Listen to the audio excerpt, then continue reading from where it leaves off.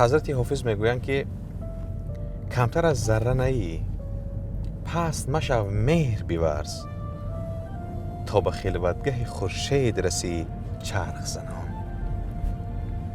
حضرت حافظ میگویند که اگر میل به پرواز کردن داری، همه اون آلات و اسبابی که تو رو برای پرواز کردن باز می‌دارن همه را رها کن. و اون اسباب ها اینا از قبیل کبر، غرور، نفرت، غیبت کردن، به گذشته پایبند بودن، دروغ، این همه را کنار بگذار تا به خلوتگه مقصود رسی. اونچنان پرواز کنی که حتی ملک به اونجا راه ندارن، چون مرتبه انسان اینقدر بلند است. یعنی کمتر از ذره نیی، پست مشو مهر بیورز، تا به خلوتگه خورشید رسی چرخ زنان.